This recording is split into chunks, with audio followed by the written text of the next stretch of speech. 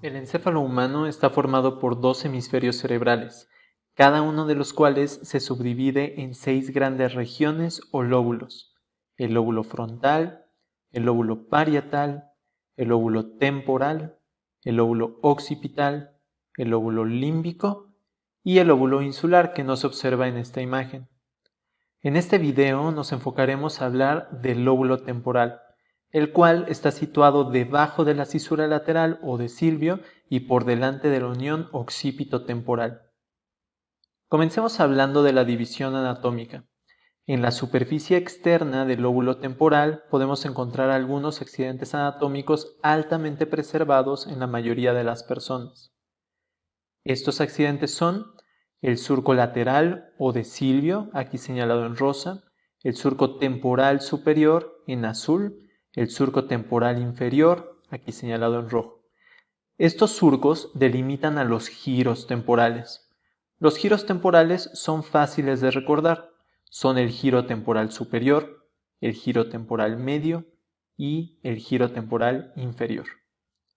Ahora, la superficie medial está escondida tras el diencéfalo y el tallo cerebral. Vamos a quitarlos. En la superficie medial encontramos al surco colateral. Este separa al giro parahipocámpico del giro occipito-temporal. También observamos en la región medial anterior el famoso uncus o gancho, una estructura con gran relevancia clínica, como veremos en unos minutos. Finalmente, el lóbulo temporal también se puede describir desde su superficie ventral.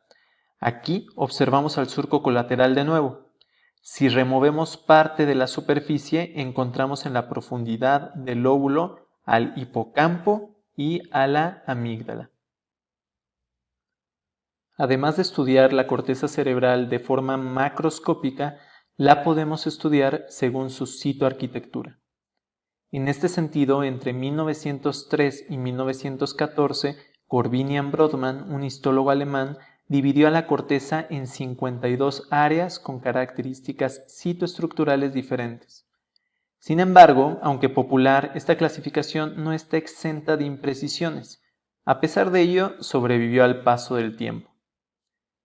En distintos colores podemos observar algunas de las áreas que pertenecen al lóbulo temporal. Estas incluyen a las áreas 41, 42, 22, 38, 20, 21 y 37. Sin embargo, quizá la división más útil e interesante es la división funcional. La primera región que estudiaremos es el área auditiva primaria. La corteza auditiva primaria corresponde a las áreas 41 y 42 de Brodmann, la primera siendo receptora y la segunda de asociación. No se dejen engañar por su aparente tamaño pequeño. Gran parte de esta área se encuentra en la zona opercular del giro temporal superior. Aquí se hallan los famosos giros transversos de Hershey. Esta zona nos permite percibir los sonidos básicos. Su estimulación produce zumbidos o ruidos sin significado. Una lesión unilateral de esta corteza produce un problema leve de audición. Sin embargo, la lesión bilateral produce sordera cortical completa.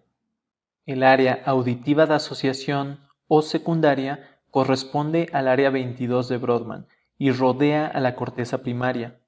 En esta zona, los sonidos adquieren un significado. De hecho, la estimulación de esta área produce sonidos complejos como palabras o música. La lesión de esta área produce agnosia auditiva, es decir, la incapacidad para entender o darle significado a los sonidos. También se han descrito que los pacientes padecen vértigo y problemas de orientación, lo que sugiere que esta zona, además de su función auditiva, podría ser la corteza vestibular primaria. En la parte más posterior del lóbulo temporal encontramos al área de Wernicke. Esta es una zona particularmente importante del cerebro.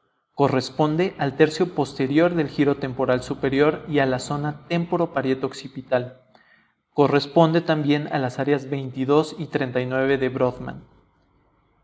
En el hemisferio dominante es una zona crítica para la comprensión del lenguaje hablado y escrito.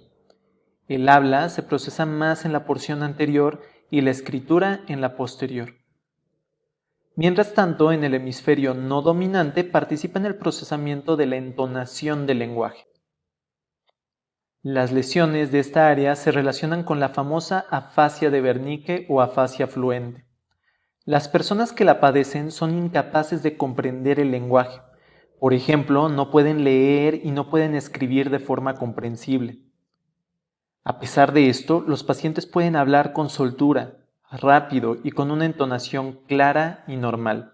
Por eso es que también se le llama afasia fluente. Sin embargo, lo que dicen no tiene sentido. Construyen una especie de ensalada de palabras, cambiando términos, diciendo palabras inapropiadas, inventando palabras y resultando en general incomprensibles. Imagínate vivir sin entender el lenguaje y sin poderlo producir. ¿Cómo pensarías? ¿Qué diría tu voz interna? Curiosamente, las personas con afasia de Wernicke parecen percatarse poco de su padecimiento y no darle mucha importancia. Es decir, tienen anosognosia de su trastorno. Los giros medio e inferior del lóbulo temporal también tienen un papel importante en la percepción visual. Particularmente, el giro medio participa en la percepción del movimiento y el giro inferior contiene el área fusiforme, que es crítica en el reconocimiento de los rostros. Los trastornos producidos por la lesión de estas regiones son extraños e interesantes. Por ejemplo, lesiones en el giro temporal medio pueden cursar con acinetopsia, una condición en que el individuo es capaz de percibir el movimiento. Mientras que lesiones en el giro fusiforme en ocasiones pueden producir un síndrome sumamente curioso, la prosopagnosia. Esta es una agnosia visual en la que no se perciben las caras. Los pacientes pueden reconocer partes del rostro, pero fallan al integrar la información para reconocerlo. En la superficie ventral vemos al giro parahipocámpico y en su profundidad encontramos a la estructura más importante en la formación de la memoria a largo plazo, el hipocampo, y frente a él al núcleo amigdalino o amígdala, que tiene una función crítica en la percepción de las emociones. Sin embargo, es lo único que diremos sobre estas estructuras en este video, ya que son estructuras tan complejas que merecen un video propio. Una consideración anatómica importante la tiene el uncus, pues cuando aumenta la presión intracraneal, por ejemplo por un tumor o una hemorragia, esta región se puede herniar por debajo de la tienda del cerebelo, comprimiendo así estructuras del tronco encefálico. Sobra decir que esto es una condición sumamente grave que tiene que ser atendida rápidamente por un neurocirujano. Terminemos este video hablando de la epilepsia del lóbulo temporal, un tipo de epilepsia focal bastante común. La mayoría de los casos tienen un foco epileptógeno en el hipocampo, amígdala o giro parahipocámpico.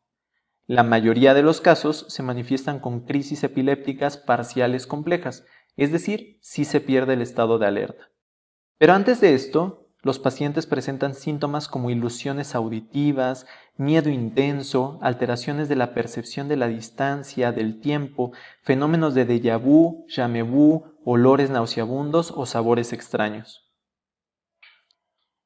Como se pueden dar cuenta, el lóbulo temporal es en extremo interesante y complejo. Tiene gran cantidad de funciones y su daño produce algunos de los síndromes más enigmáticos que existen.